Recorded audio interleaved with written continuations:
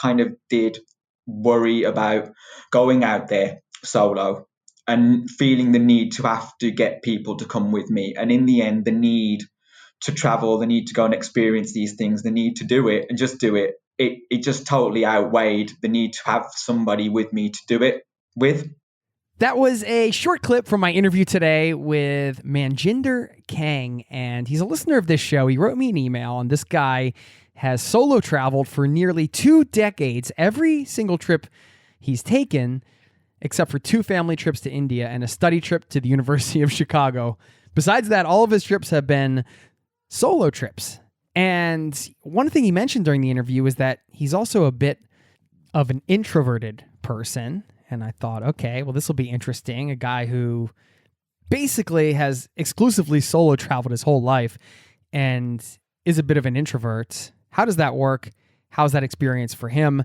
And he also works a job, a full-time job. And he's been able to maximize his travels despite working a full-time job. And it's a job he enjoys, and that's the way he's been traveling. So a lot to unpack today and a lot of great takeaways in this interview. You're going to hear some real talk around the struggle of loneliness out there on the road when you're solo traveling, some of the opportunities in solo travel, how travel allows you to see global issues in a new light, the power of letting go of control, of course, maximizing your travel with a traditional job.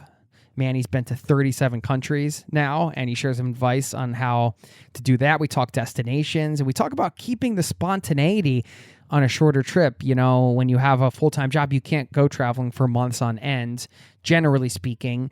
So how do you build in opportunities for spontaneity and so much more? I know you're going to love eavesdropping on this conversation. I had a blast. Also going to give a shout out to somebody in the community who just reached out with an incredible story. I got to give them some props. And what Tony Hawk, yes, the pro skateboarder Tony Hawk, the all-time greatest skateboarder who ever lived, reminded me about today, an important lesson he reminded me of. So you're going to get all that and much more in today's episode. It's happening now, right now. So buckle up, strap in. Thanks for being here, and welcome to the Zero to Travel podcast, my friend.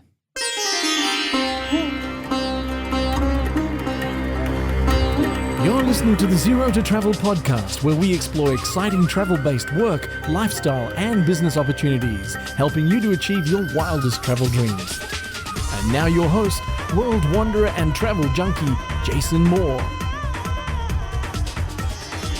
Hey, what's up? It's Jason with ZeroToTravel.com. Welcome to the show. Thanks for hanging out, letting me bring a little travel into your ears today. This is the show to help you travel the world on your terms, to fill your life with as much travel as you desire, no matter what your situation or experience. Talking about one of my favorite things today, solo travel. Now, if you are somebody who has done it before, you might already know about the joys of solo travel, but this isn't just a reminder, this episode. You're going to get some solid takeaways and new perspectives on solo travel. Also traveling in general, of course. We talk about destinations, other travel-related topics, as we normally do on this podcast. And traveling with a full-time job, which is something that a lot of people need to do. You know, you have to pay your bills, or not everybody wants to quit their job and travel. I totally get that. Some people love their job. They don't want to leave it, but they still love travel too. They want to squeeze it in. So we share some advice around how best to do that. And if you have never solo traveled before, get ready, because by the end of this episode, you might be planning your next trip alone. Your first trip alone, maybe. That's the case. Or if you haven't done it in a while, this will be a good reminder for you. It certainly was for me. I haven't been traveling at all, but even the last couple trips I've taken have been with family, so it's been a while since I've solo traveled, so this was a good reminder for me. That pumped me up, got me excited about it again. So we got all of that in the interview segment of this show, and you have to stick around for the back end. I'm going to talk about this Tony Hawk thing. I watched this half pipe video today on YouTube with Tony Hawk with my kids, and man, a lot of important lessons in there, a lot of reminders. Just a 6-minute skateboarding video, but it gave me a good punch in the gut, to just a good reminder of of how things need to be in order to have, well, this might sound dramatic, but maybe in order to have a life worth living. Really, it's that big. So I'll share that with you on the back end of this interview, and also a shout out to somebody in the community. A big congratulations is in order. Okay, now let's slip and slide into the interview segment of today's show, and I will see you on the other side, my friend.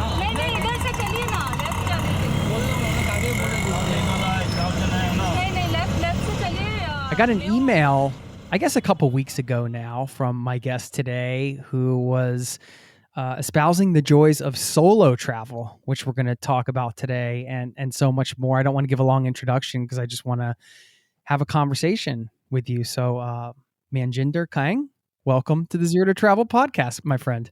Great. It's great to be here, Jason. Seriously, I mean, I absolutely love the podcast. I discovered it during lockdown in 2020, looking for inspiration to keep like the travel dream alive. And it's really great to be here. I mean, you've had some awesome guests on the show, you know, from authors to entrepreneurs and, you know, activists. So it's pretty cool to be, you know, talking to you and sharing my story on solo travel. Oh, it's great, man. And I know you said I can just call you Manny. That's what your, I guess your friends call you, or that's your name Yeah, for sure. But you told me in the email, Manny is Spanish for peanut, or yeah. the Norse god of the moon. Yeah, that's correct. I learned about it being the Spanish for peanut when I was obviously on my travels, most recently, and a couple of people, and they actually still WhatsApp me now saying that, you know what, they say hi Manny, and then they'll put in brackets peanut. Yeah, Nice.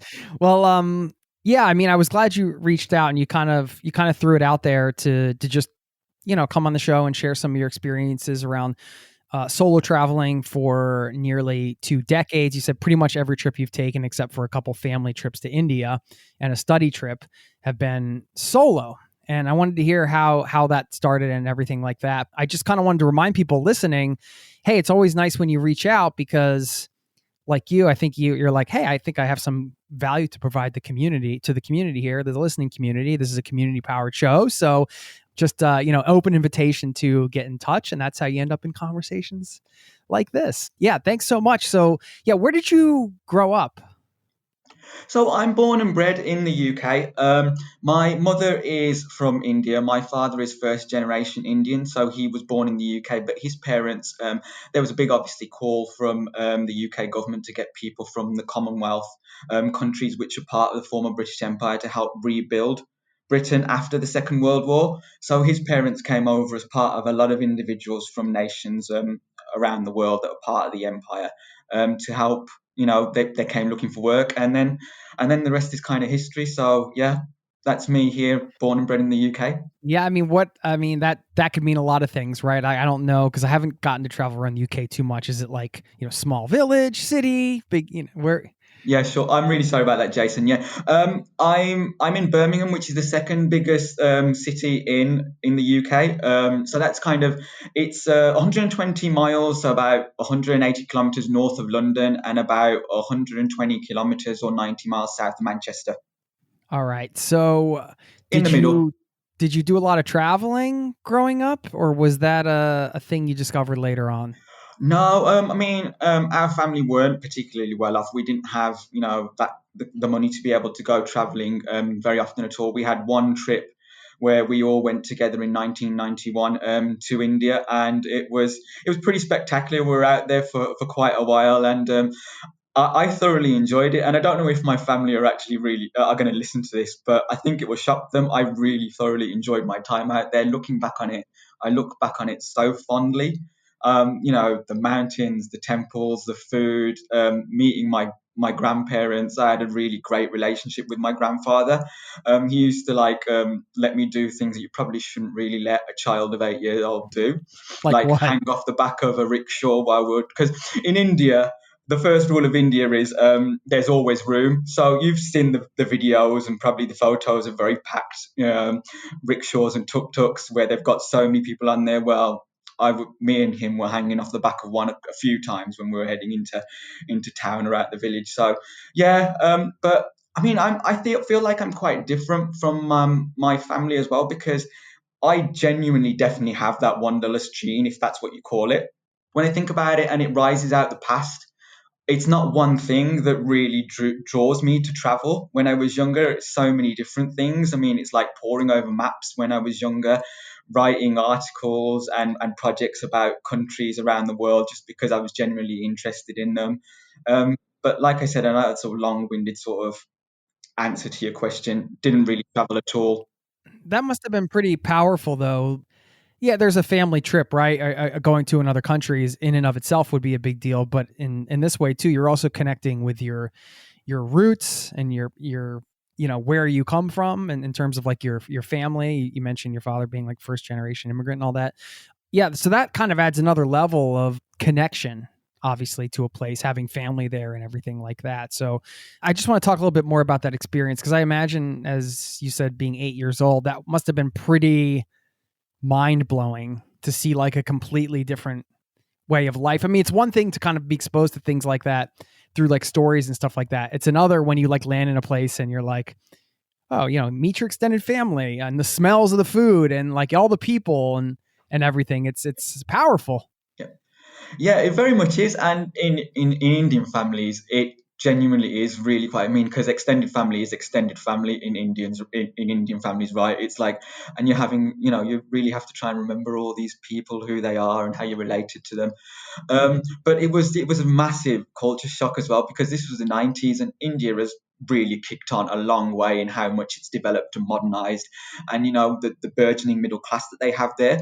Our family are actually farmers, so they work in the Punjab, and they have large farms that grow wheat and rice and corn, and sugarcane and all that kind of stuff. So it was a huge culture shock for an individual who come from a very modern country, to actually be told by your uncle when I needed to go to the toilet that the toilet was all around you. You had to go in the field and all that kind of stuff. So it was just really quite, it was interesting. It was like, how do you cope with all this sensory information where it is just complete change from what you're used to? And I guess you kind of learn so much about yourself, and you don't know at the time that you are. Can you survive in this kind of environment? How do you adapt to it? And kids, as you will know, because I know you've got two young kids, are really adaptable, and they just kind of get in with it. We don't have the elaborate toys that we have in the UK, but as an 8-year-old, we kind of adapted with things like sticks and tag and all that kind of stuff. And it was cool to really meet a lot of the younger kids that were in the village as well, and get to know them and play with them and make friends. And obviously the chaos of the towns when you got out into the towns. I mean, they're no less chaotic now, but they were just completely and utterly bonkers. Cars coming at you from everywhere, and motorcycles and mopeds just like missiles just coming down the road in all different directions. Yeah, proper sensory overload. And then you get I mean, even some of the temples can be very crowded, for a little person to kind of navigate. And again, there's all these protocols and these procedures which are not used to in the UK, because it is a bit different, even when you go to the temple to kind of interact with stuff. And then you're kind of getting used to, whoa, these temples are so much bigger than the ones that we have in the UK. And they have temples in the mountains. How cool is that? And the steps are like double the size. So you're on your hands and knees scrambling up them. And all these adults now, keep up, keep up. I was like, well, I'm trying, but look at these stairs. They're absolutely massive. And yeah, it was just a bonkers and amazing trip. Yeah, I mean, how long were you there for? Oh, 5 weeks. Okay, that's a pretty good amount of time. Yeah, enough time to have a good understanding of life there.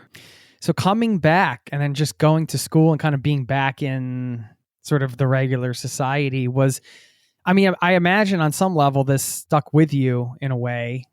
Just thinking about your wanderlust gene, like, do you think you would be wandering so much or traveling so much if you hadn't had that early travel experience? I actually think it was part of that, and it was the part that I didn't travel again until 2002. I didn't get on a plane or go overseas until 2002. So that's quite a long. That was 11 years, and I was a grown up then. I was 19 years old, and I took my first solo trip. Still I pretty young though. Yeah, still pretty Yeah. young, and it was like, and it was. I mean, I admire individuals that take really big trips at that age. and they go backpacking for several months or a year, and I just really admire them and would have wished to be able to do that. But then how many lives can we have? As many as we like while there's still time. There's still time to do that kind of thing. It was a long time, and I think it just built up that I wanted to be out there, and I was almost just storing and researching information about all these great places and amazing things that I would be able to do. It was the deep breath before the plunge, and I did for a while, like a lot of solo travelers who will probably connect with this. I kind of did worry about going out there solo and feeling the need to have to get people to come with me, and in the end, the need to travel, the need to go and experience these things, the need to do it and just do it. It just totally outweighed the need to have somebody with me to do it with. I just didn't need that anymore. But it wasn't plain sailing, Jason, for sure, at the Well, beginning. that's a huge point, because I think that's such an important thing for anybody listening who, I mean, maybe hasn't traveled solo before, has thought about it. I mean, that was one of the realizations I had kind of right before I took my first solo trip, which was my first proper backpacking trip. And it was just like this idea of, well, I was supposed to go with a friend, and then I ended up getting this travel job, whatever. That's another story. I was just like, if I just wait for somebody to go with, I might never do this. So in that way, it's so empowering, because when you get into solo traveling, or you just accept like it's a thing that you can do and you start to go do it, it's just, the world's so open because you don't feel like you have to wait on anybody, right? For sure. I mean, I think you had a guest on in your archives of your podcast who talked about his kind of need for solo adventure, and he said that he constantly oscillates between the need for solitude and the need to be around people, and I really kind of connected and related to that kind of statement. You're right, and you say all the time on your podcast at the end, if not now, when? I think that was my when moment. That it was literally like, I'm gonna do this. It's only a week, and it's an amazing place I'm going to. I went to Italy, by the way, for my first solo trip. There's so much to see and do and to experience. So it's just going to be okay. And like I said, I kind of teased. Spoiler alert: it wasn't plain sailing in the beginning. I did struggle with the loneliness at the beginning, and even when my second time I went traveling solo was actually a lot sooner after that. I went to Denmark and Sweden for a week in the deep mid-winter. It was minus 12 in Copenhagen, and it was like minus 20 in Stockholm. So I took, but then again, I did marvel at the trains, how they were still able to move in all that snow and ice. That would never happen over here. But yeah, and I still struggled with the loneliness there as well. It was only until third time lucky, my third trip in 2003, where everything clicked into place, and it was just extraordinary, and it was amazing. In some ways, isn't struggling with loneliness part of the experience that you want to have in some ways? Like, not that it's easy or that it's something to be excited about, but I mean, anything that's worthwhile brings struggles with it at some point, right? I mean, if you travel long term, as a couple or with a friend or whatever, you'll have different maybe kinds of struggles, right? But I think the uncertainty of traveling on your own, where you don't have that other sort of security blanket, I guess, of a person or somebody that can take the duties for you if you're just exhausted and tired of figuring out, how do I get the bus here and what do I do next? And, you have to, all the decisions are on you, right? Would you have even gotten to the bliss of the third trip if you didn't go through those first couple trips in the first place? It goes back to what I said earlier: is the need to travel, the desire, the want, the drive. You're just like, I'm going to power through this no matter what. Yeah, and then only in one of my most recent trips did another solo traveler, say to me, "You're traveling solo, you're never really solo," and it's kind of true. You do end up meeting people, and when I went to Germany and the Czech Republic, like I said, everything just clicked. I met amazing individuals there at summer. I'm really a bit of a history nerd, and I love history and culture. So there's just so much in that region of the world to kind of just immerse yourself in. I didn't even notice that there was nobody else there with me, and I think I flipped the mentality around it too. I kind of started saying to myself, well, this is my joy and this is my pleasure. This is all the stuff that I'm getting to experience, and I don't have to share it with anybody. these are my stories that I'm kind Right. of, Instead of yeah, saying like, I don't get to share this with anybody, you're like, I don't have to share this with anybody. yeah, Right. yeah. And I've kind of stuck with that mantra ever since. I'm just so lucky to be able to be in that place, in that moment, in that time, experiencing that, and being able to kind of have that story to look back on. I think there's a quote from Musashi Miyamoto, who was a philosopher and also a Ronin in Japan. He said that everything, beginning is difficult, but in the end, everything is always difficult to start. You've got to kind of just make that approach and just kind of commit to it. And you will see the sunrise at the other end of it. Speaking of reframing, and one of the things you wrote in your email, and I really liked this was, and I'm quoting you here, you said, I don't think of the loneliness of traveling solo, though I have experienced it. That's why I always refer to it as traveling solo rather than traveling alone. Solo feels more like a choice. Alone feels more forced on you. Yeah, yeah. I got that. I kind of tuned into that mentality when I was listening to do you know Desert Island Discs? No. No. Okay, Desert Island Discs is a very long running show. British people definitely know it, on BBC Radio 4, where they get celebrities onto the show to talk about if they were stranded on a desert island, what would be the records that they would take with them. And I think they're allowed a luxury icon as well, or item or something as well. And this was the one I'm particularly kind of referencing is Tom Hanks. He did yeah, they really have some heavy hitters on there, Jason. Wow. Oh yeah. Tom Hanks, who when he was a child he really struggled with the loneliness, and he talks quite openly about it on that episode. I think you might be able to access it in the archives if you are interested.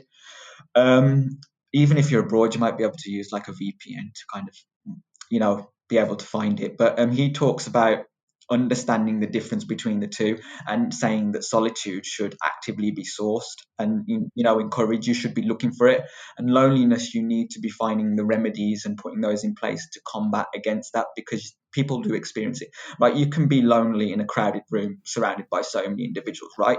Yeah, It's such a absolutely. it's such a strange sort of emotion to kind of feel. But solitude, I think a lot of people need to understand the difference between the two first, and then they kind of need to understand how it can enrich their lives, because it gives you that perspective to be able to process things. I oftentimes say that solitude gives me the benefit of being able to work out my problems subconsciously. So yeah, and I always, like I said, always talk about it traveling solo, because I've made that choice to do that. And I've made that choice even on those trips within a trip, I make that choice to actually be away from places where there are a lot of people, to be out in nature, to be out hiking or in the woods or in the mountains. God, I miss mountains at the moment. I really do. Because, then you can really start to feel and see things start to click into place about stuff.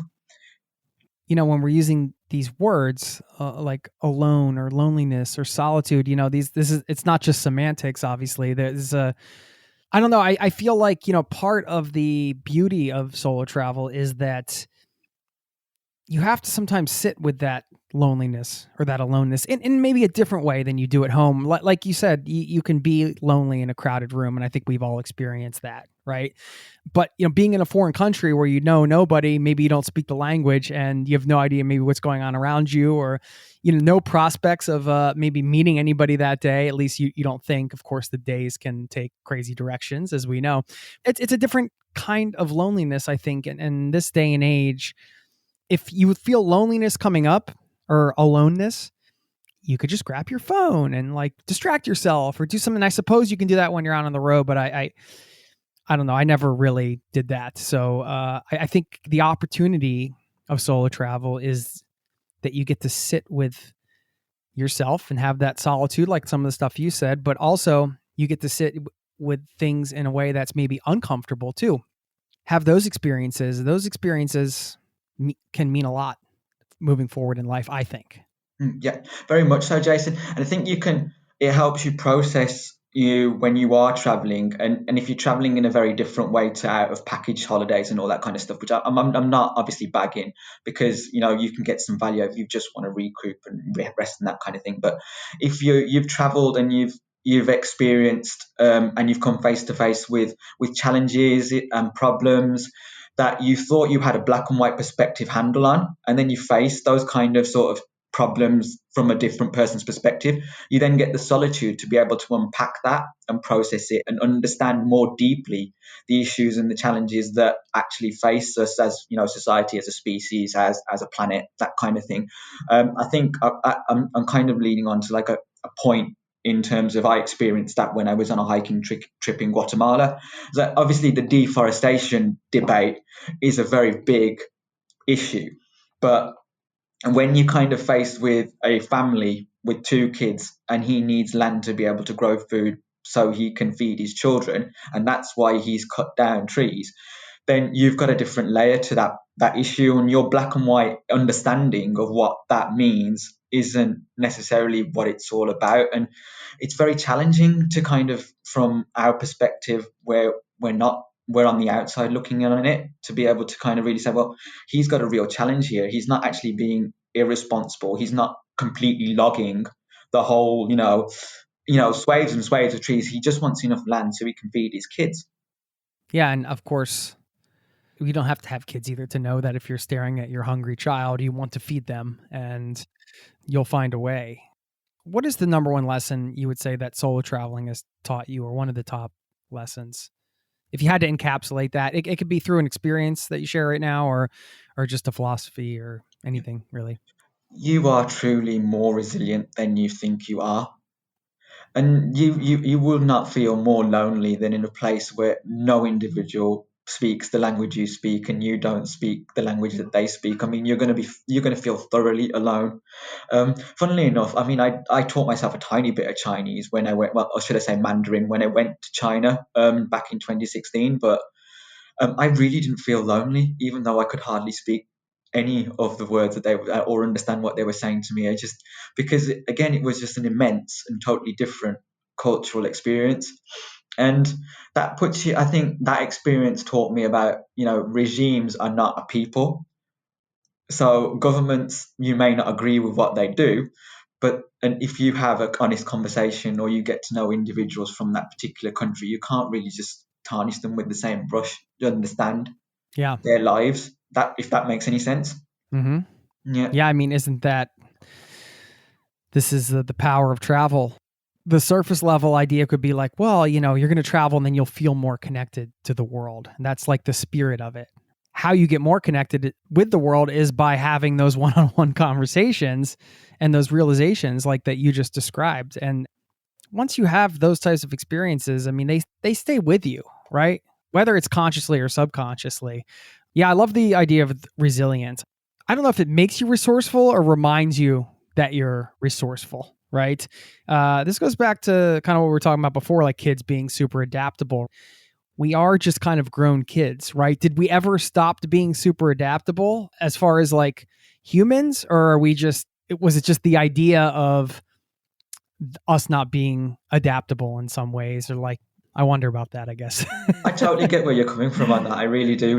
Is it kind of sort of like planed out of us and kind of like right, exactly. It's beaten out of us by society, right? Do we end up becoming farmed salmon when we need to be back in the wild? Oh God, this is a deep esoterical conversation that we could have, and I say this to a lot of people who give me the time and actually listen to me for a couple of moments. And so I don't think we were created for the lives that we kind of exist in. A lot of us, I think we were obviously created for something more, in the sense of being quite adventurous and seeing how we can adapt to change. I mean, if anything, these current times have really taught us that, it's great having plans and agendas, but to quote Mike Tyson, plans are great, but until you get punched in the face, right? And if anything, this was the biggest punch in the face that any of us could have taken, being hit with, obviously what's going on at the moment. This is not in a design of humankind. I think when you relinquish a bit of control, you actually gain more of it, if that makes any sense, which is totally sort of counterintuitive. But I think you see a lot of people in this situation, these circumstances, trying to control what they inevitably can't. And that I think if we just kind of let things kind of run their course, we can kind of take the lessons out of it and learn and grow and adapt and find out how we can make make a new out of something that may not be as we would have intended or hoped. Hmm. Yeah, Yeah. it just really kind of spiraled out of solo travel into becoming quite a deep discussion, which is really quite heartening in that respect. You can come to a lot of these realizations in many ways, right? Like I'd never be the one to say, okay, well, like, you're not a fully formed human being unless you travel solo. I mean, there are a lot of ways to have insights and realizations as a human.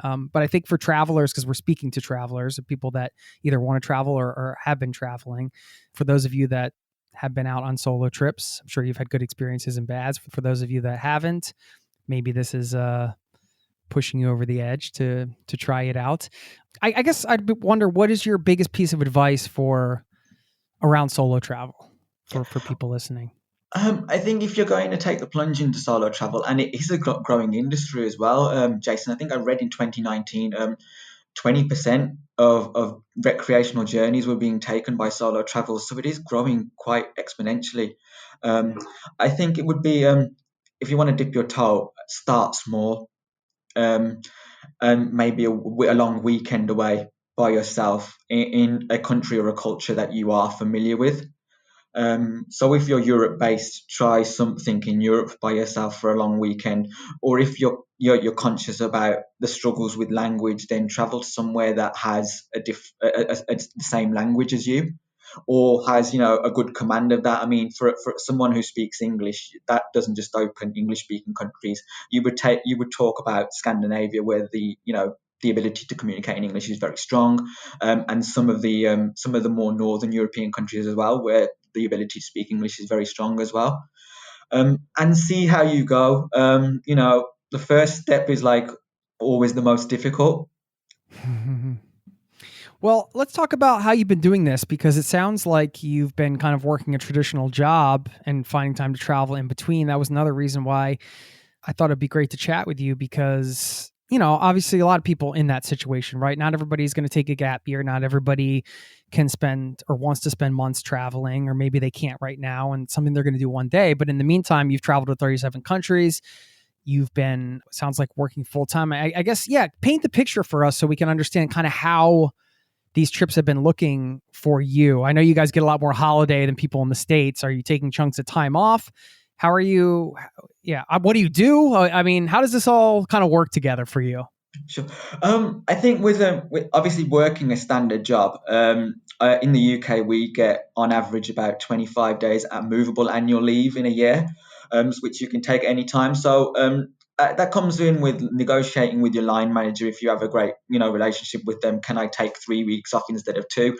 The standard tends to be 2 trips, and making sure that you can make the most of when your flight is going out and when your flight is coming back. So leaving on a Saturday morning or a Friday night and then coming back on the Sunday before you're due to start work again.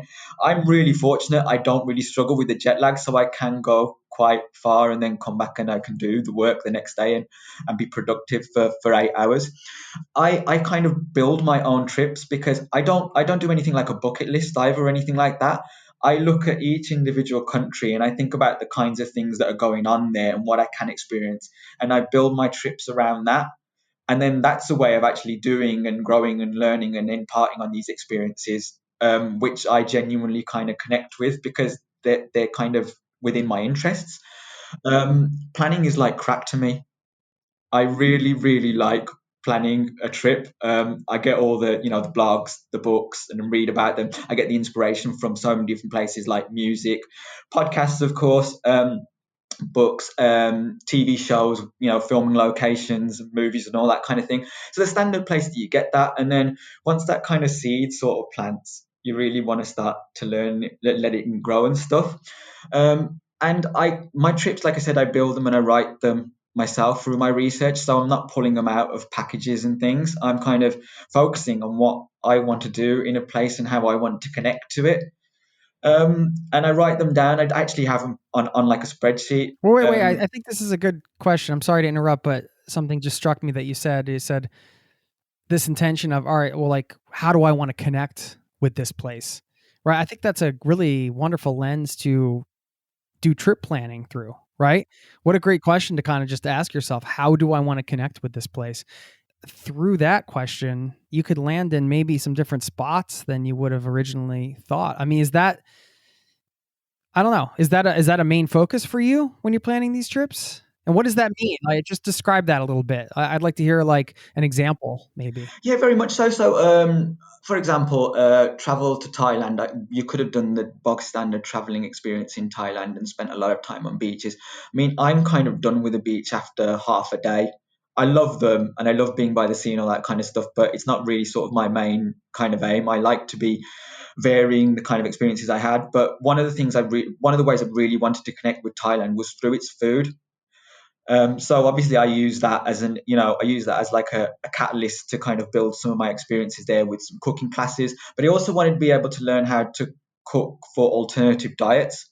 So I did a specific vegetarian and vegan cooking class as well. So I could share that with other individuals. So that's one way. And there's other things that sort of um, like hiking trips to be able to actually sort of encounter nature and the wilderness, but to bring you deeper within to the landscape that takes you to places that weren't really on your radar. So I'll go back to Guatemala again. I kind of did a 3-day hike there through the backcountry of Guatemala, and it helped me to complete a leg of my itinerary without using any kind of vehicle or transport. We did it on foot, but I was encountering villages and experiences and local people that I wouldn't have if I was just bussing through. Yeah, it's. I think that's just a great question to ask yourself. How do I want to connect with this place? As it can maybe make you look at your trip planning a little bit differently. And I know that can be at the core of a lot of trip planning, but I think there's a little bit of a different intention behind that. That's a little more. I don't know. It's nice. It feels good to me. And the other thing on that, Jason, is that you kind of you're building a trip that's bespoke to you. It's your trip. It's your experiences. And because it's your time at the end of the day, no amount of money ever bought a second of time. So use it to kind of fuel what your passions and your desires are. Yeah. Well, I have a couple questions because you sound like you said the trip planning, to use your exact quote, something like it's like crack to me. But how do you leave room for flexibility? If are you one of the, if you're the type that like really likes to plan a lot, I don't know if you are that, or you just enjoy sort of the overall planning without actually dialing in the logistics.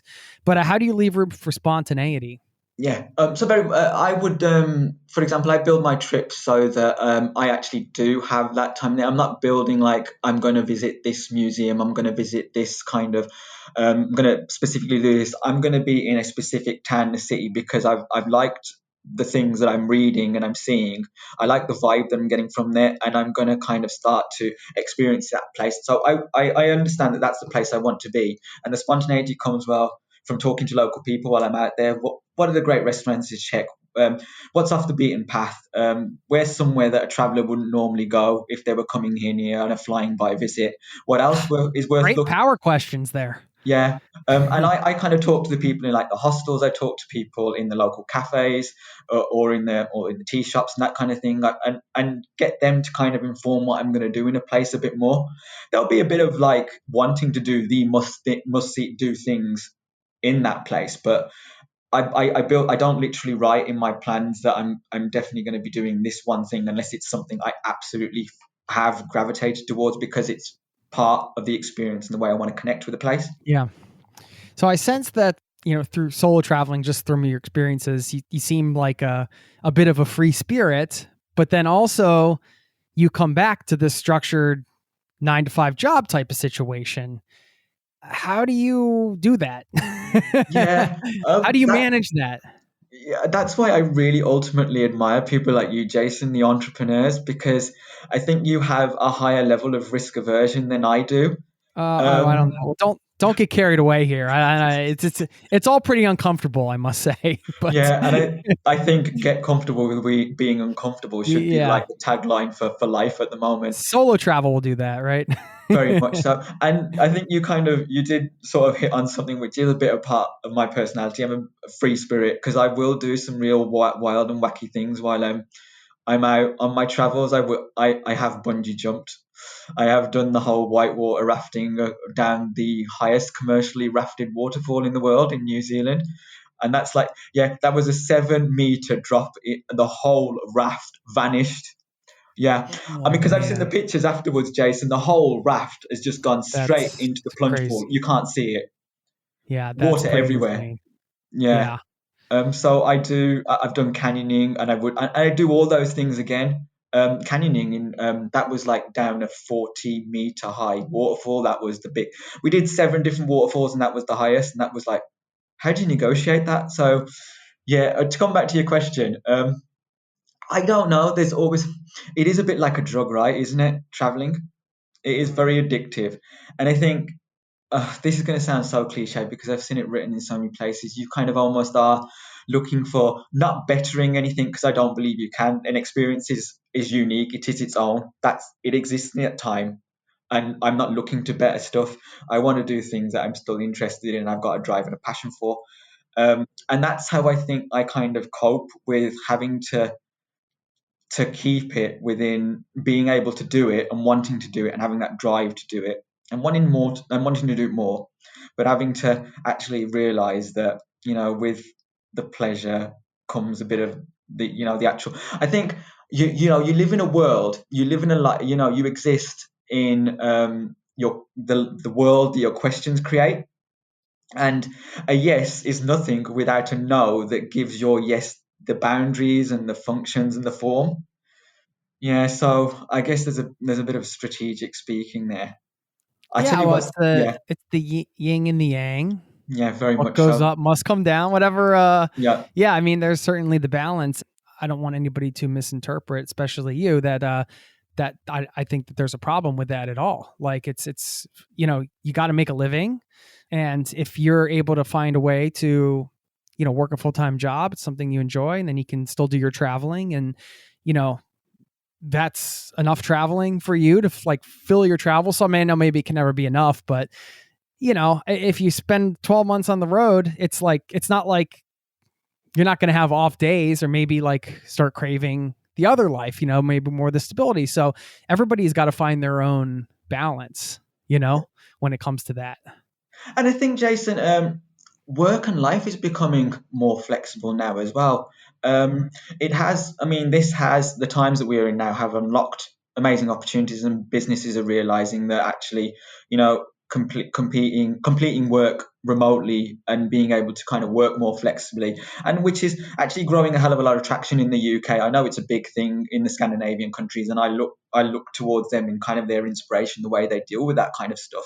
But understanding that there is a hell of a lot of room to be flexible and things like that, and a lot of organizations, I think I would say to your listeners out there, maybe experiencing and wanting to enjoy travel more, is explore those opportunities with your organization. Do they have long-term unpaid leave, like sabbatical or all that kind of stuff?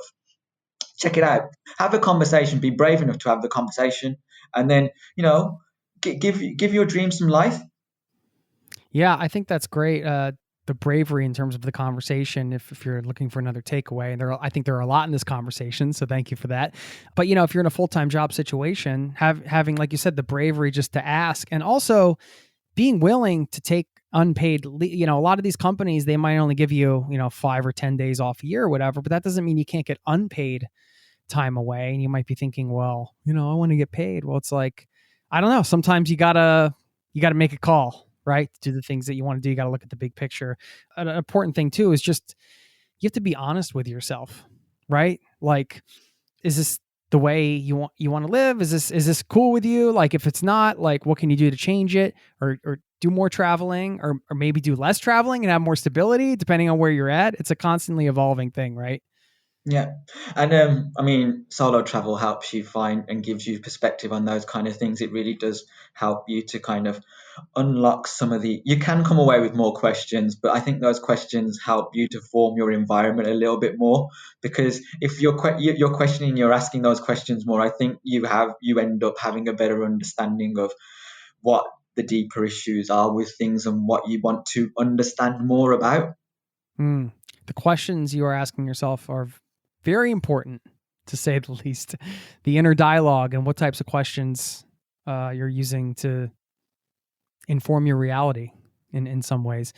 One of the things you mentioned is that you have used travel to achieve a lot of different things. You said you've run marathons in 4 different countries. You've gotten involved in courses. You mentioned the cooking course and things like that in Thailand. I just wanted you to speak a little bit on using travel for, I don't know if you'd call that self-development or just this pursuit of learning, or just talk about your thoughts around that. Yeah, I think first and foremost, using it as a vehicle to experience places in a different way, using it as a vehicle to kind of just align your passions with, other passions, so that you're almost getting a double hit. Although I would argue that I'm not really passionate about running; it's a means to an end because it is very uncomfortable. And yeah, I only really run so I can eat because I tend to be quite a hungry individual. Those who know me know I love my food. But yeah, that self development is really, really important because I think as a solo traveler, you do kind of it's happening and it's baked in when you're traveling solo anyway. That self development, but you get to understand those perspectives about a culture and you get a deeper connection with them, and then you get to take something away which you can then share with individuals when you get back home and bring back with you a piece of that culture for them to experience, because not everybody is as fortunate as an individual, certainly not as fortunate as me, to be able to have been able to experience all these things and do that kind of stuff. Or they may not have the drive to want to do that. They may, travel's probably not, they don't have that wanderlust gene. It's not really something they're that interested in, but they're keen to hear more about it and experience it through a different way. Yeah. Well, you mentioned your trips being around 3 weeks, right? If we were going to take sort of the average, which I think is you can do and see a lot in 3 weeks, right? You can really experience a place. I wanted to just get into some destination talk as I rub my hands excitedly. What are some of the better destinations that you found for solo travel? Yeah, just fire away. Yeah, sure. I think there's a destination that I always mention because I think it kind of slides under the radar of Thailand, and that's Malaysia. I think Malaysia is, as a destination, is consistently under kind of sort of estimated. It's a brilliant place with such a variety of experiences for individuals to kind of connect with. English is widely spoken there as well. Um, and because Malaysia is just amazing, because it's not only got those experiences for those adventurous types out there. If you want to go hiking, you want to explore primordial jungles which are as old as the earth, as old as time. You want to go hiking mountains. You want maybe more refined experiences. You can, like, through tea and tea plantations and go hiking in those places. The food's absolutely amazing because it has three key cultures that are at the confluence of Malaysia. You have, the Malay people, you have the Indian and the Chinese. They all kind of create this melting pot of cultures, which is just so dynamic and interesting. It's a really great place to go and experience. If you're feeling a little bit more adventurous, God, I don't even know if I want to share some of these because Come on. there's a quote that I love from Oscar Wilde, which I'm going to kind of read out. I said, just bear with me a second. It seems to be the one thing that can make modern life mysterious or marvelous to us. The commonest thing is delightful if one only hides it. When I leave town now, I never tell people where I'm going. If I did, I would lose all my pleasure. It's a silly habit, I dare say, but somehow it seems to bring a great deal of romance into one's life. I absolutely love that quote, and I really do believe in it. So sometimes I'm really I kind of love these places. Do I really want people going there? I think one or two people can kind of relate to that. But anyway, the next place I'm going to say is if But you just are between you, just between you and I here, you can. so the next place I'm really kind of going to sing praises about is Guatemala. It blew my mind, and if you really are adventurous, and it's cheap as well to go there, just like Malaysia's quite cheap to go there. Guatemala is just such an amazing place with a depth that I think you really, really need to go there and understand. I mean, it has thousands and thousands of years of history in terms of the Mayan people.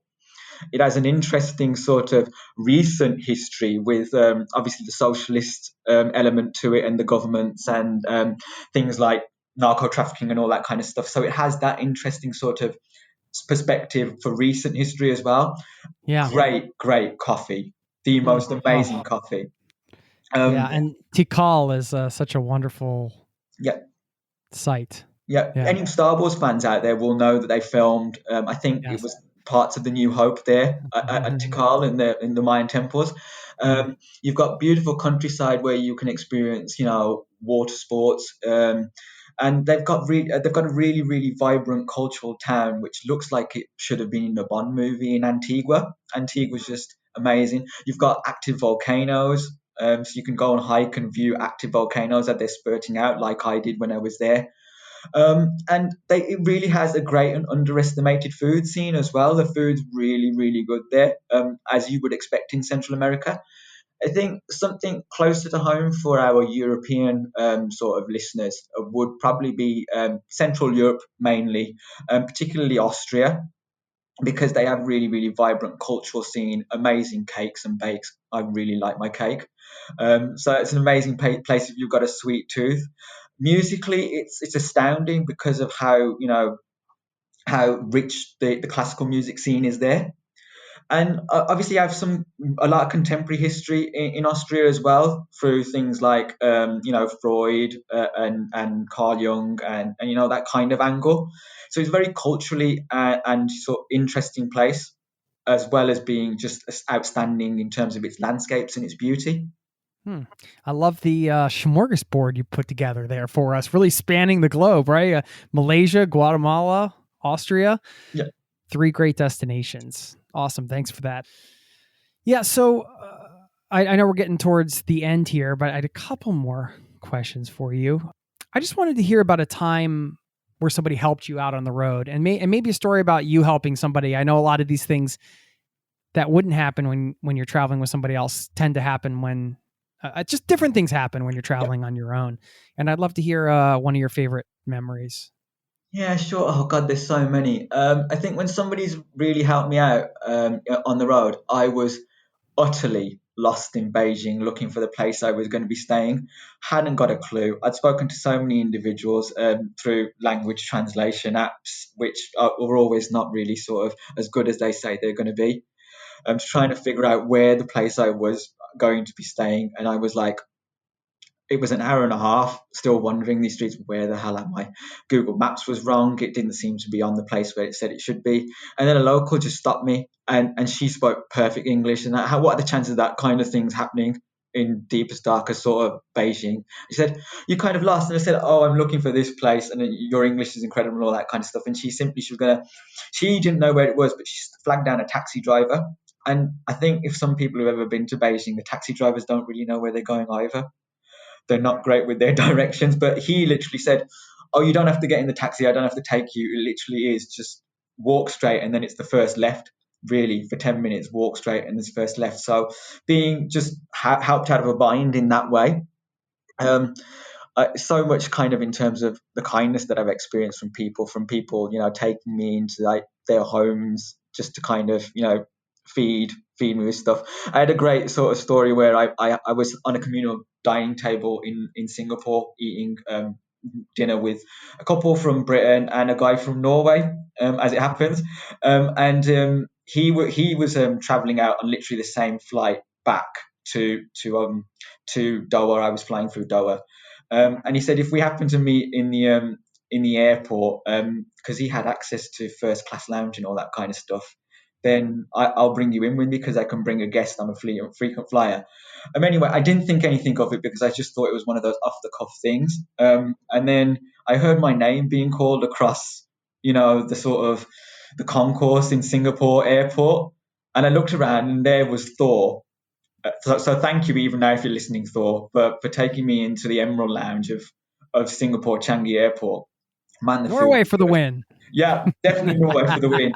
So, I mean, that's just come from a complete stranger that I happened to meet in a communal dining restaurant the night before. We happened to be on the same flight. And how have I helped individuals on travels? I've helped, many over the years in terms of just helping them with directions, getting to places where they need to go to, or just giving them the benefit of time to kind of listen to their perspective and their stories. It's one of the best gifts you can give. Yeah.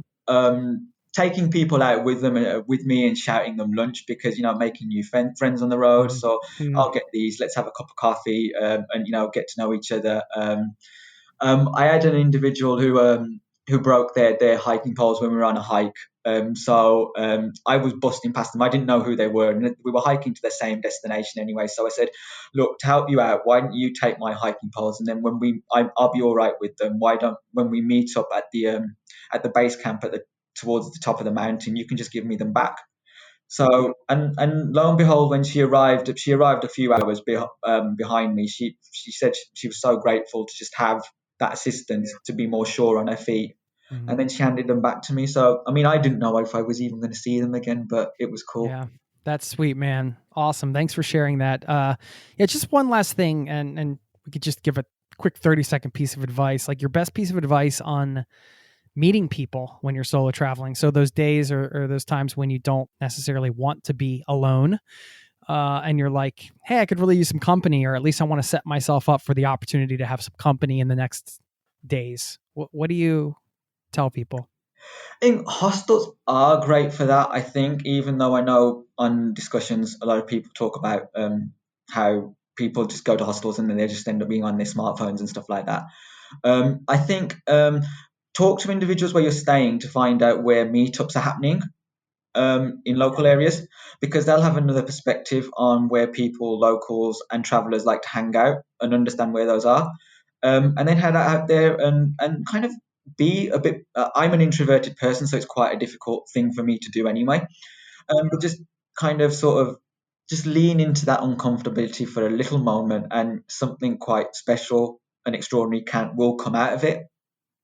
Yeah, I love that. Well, you want to let people, I know you do a little bit of, I think you just started a YouTube channel, and I know you write about solo travel on LinkedIn or something. I mean, I know you don't have like a lot of stuff to promote here or anything, but if you want to just share where people can find you, if anybody's interested. Yeah, I mean, the YouTube channel I started literally because I'm absolutely rubbish at talking to camera and presenting to large groups and audiences. And it was just, I'd had enough of experiencing that. I didn't want to do that anymore. I wanted to get better at it. So that's just a self-improvement thing. And if you search out Journey to Progress on YouTube, that's basically my YouTube channel, which is in my infancy. It's got actually nothing to do with solo travel whatsoever. And on my LinkedIn profile, I kind of every fortnight I post a blog about solo traveling, which is exclusively about solo travel. I did used to have a website, but I pulled it down because I was only ever doing it for the joy of it, to write, because I love writing and I love writing about travel. But I thought I'd save the money from hosting fees to actually go on traveling instead. Hey, man. Well done. Well, it sounds like you've gotten to do your share, and just congratulations on, I don't know, all the traveling you've gotten to do. And just, I always admire people that are willing to like just go out there and travel despite, what may be uncomfortable. And I'm sure it sounds like in the beginning, solo traveling was a bit uncomfortable, like it is for many. Here you are, still going many years later. Congratulations, man. And I just look forward to staying in touch. And I appreciate you've given us so much value today. I feel like we got a lot of good perspectives to walk away with from this conversation. So I hope you had a blast. I did. I hope so. I really, really enjoyed it. And I'm a coffee man. I was listening to your podcast with Tim Wendelboe in Oslo. yeah. I've never been to Norway. When I was a kid, I was fascinated by it. So I definitely want to check that place out. It's definitely on my radar. Well, we'll have to take a trip over there when you come to visit. It'd be cool. It'll be amazing. For sure. Awesome, man. Thanks for your time. Amazing. Thanks again. Yeah. Cheers for your time, Jason. Bye now. Take care.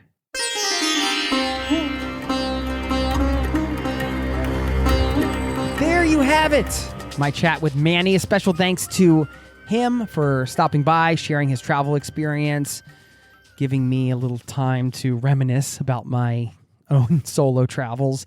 And hey, I'd love to hear from you too. What did you think of this show? Did this get you amped up to solo travel again if you've done it before? If you haven't done it before, are you kind of like, hey, I got to do this. I got to go for this. Let me know. You can always get in touch, Jason at zerototravel.com. And in the show notes, there's also a link to a place where you can leave me a voice message, and that's super easy to do. I always love audio messages. You can email those to me or leave them through that link, whatever you choose, or just write me a good old-fashioned email. I think we can say old-fashioned for email now, can't we? Electronic, even though it's electronic mail. Thank you for the electronic mail message, Tori, who is getting the shout out today. Subject header, domino effect, ! She said, "Hi, Jason. This email's long overdue. Started listening to your podcast back in 2017 and inspired my dream to travel the world after my college graduation. Well, unfortunately, I let the naysayers and societal expectations get to me and decided that it was time to put that dream to rest. As sad as it is to say, I even made myself stop listening to your podcast because it reminded me of all the things I decided I couldn't do." That sounds so sad. I'm sorry for that, but it gets better. She goes on to say, fast forward 4 years. She says, I have the adult 9-to-5 office job everyone told me I needed, and I am miserable. Well, was miserable, I should say, because about 3 months ago, I found myself at a real low point emotionally. And as I sat at work and stared at my computer, I decided to revisit that one podcast that had inspired so much hope for me back in college, Zero to Travel. I probably spent a full week binging all the content I'd missed out on. Just like that, it became so clear to me what I needed to do, what I had always wanted to do, and that was go travel. As of a couple weeks ago, my boyfriend and I, he is coming to, got out of our apartment lease. We're moving in with his parents for a year to save money, then plan on traveling for around 6 months. Talk about sacrifices. There you go. She goes on to say, after having made that decision, the domino effect has been insane. Having an excitement for life and reminding myself that I can do anything I want has given me so much stamina. Even if I only end up traveling for a couple months, just the process of rediscovering what it feels like to have something to look forward to has been more impactful than I would have ever thought possible. I could go on and on about all of the amazing changes I've made in my life since deciding I am going to travel. But the bottom line is it's been awesome. Thanks to you and your guests for inspiring me. I'm sure you hear this all the time, but you really do feel like a friend. You've been a friend that I really needed in my life. And, I started getting emotional there. Sorry. She said, P.S. I am loving Premium Passport. So that's very nice. Tori, thank you so very much. Well, yes, I don't get the chance to talk to everybody one-on-one, but it's I do feel like we all kindred spirits in some way here in this listening community, right? And Tori, so much about your story is inspiring to me because, listen, yes, I'm so glad the podcast played some kind of part. And to anybody out there that this show has helped, thank you for sharing that. It means so much. But the thing is, you still have to take the action, right? So you're the one that has to take control and make the changes. And you did that. You're moving in with your boyfriend's parents. You're saying, hey, I'm committing to this. And I love what you said just about how much has happened since you just chose travel. And I always think this is a very underestimated part of, we think about the trip and all of the grand adventures we're going to have and stuff, but just the simple choice of choosing travel, which for you here, if you love travel, this can be different things for different people, right? But if you have dreams of travel, if that's one of your big dreams, and then you choose it, it's more than just saying yes to travel. It's saying yes to yourself, your dreams, right? You're like, hey, my dreams are important. I'm saying yes to that. That's okay. I'm saying yes to something that I want, and I'm going to throw caution into the wind maybe, and to just go for it. And when you say yes to that, you're saying yes to so much more, I think, than just one specific dream. You're saying, you're giving yourself permission to chase your dreams. That's a big deal. And that's an important habit in and of itself. The habit of just saying, hey, this isn't just a pie in the sky dream. Maybe this is something I can actually work towards, and then taking the steps to do it. And those steps aren't always easy. I'm sure it's not easy to move back in with your boyfriend's parents, or to move in with your boyfriend's parents and do that for a year, but you're making the sacrifice for the thing that you want to do, the priority item, which is to travel. So anyway, congratulations. I just wanted to share that story because I always think that these stories from the community inspire other listeners, or maybe just, inspire us all, get us thinking in different ways. And that's why I love to share them. But I can't share them if you don't share them with me. So please, again, reach out, jason@zerototravel.com. I'd love to hear from you all. Okay, a couple more things. This Tony Hawk deal is... yeah, this was a good reminder for me this morning. My daughter and I were looking at this New York Times book for the New York Times 36 Hours. They have this series that they spend 36 hours in a city, and they talk about the highlights and different things to do. And I live in Norway. I was missing my home country a little bit, so I pulled this book off the shelf, and I was just flipping through and looking at some of the cities around the U.S. and the things they were recommending to do. And my daughter was there like, what's that? Asking me about the different pictures. And I'm fortunate. I've been to a lot of these places, so I was explaining them. But as I was explaining them, I was also almost reliving it, right? Like when we were looking at pictures of Phoenix and Scottsdale, I was feeling the warm desert air. That's another cool thing about traveling is having been there, you get more of your senses involved, even when you're just looking at a book. Anyway, that's a sidebar.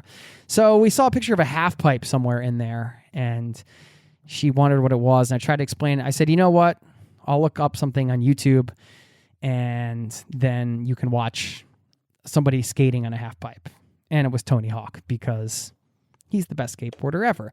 And I used to skateboard. So I still have a longboard. I guess I still skateboard, but not like I used to. Anyway, so we played the video. It was about 6 minutes. And, the guy does incredible tricks. But what was cool is it wasn't just a tricks highlight video. They would show in a lot of these clips the times that he tried and failed before he nailed the trick.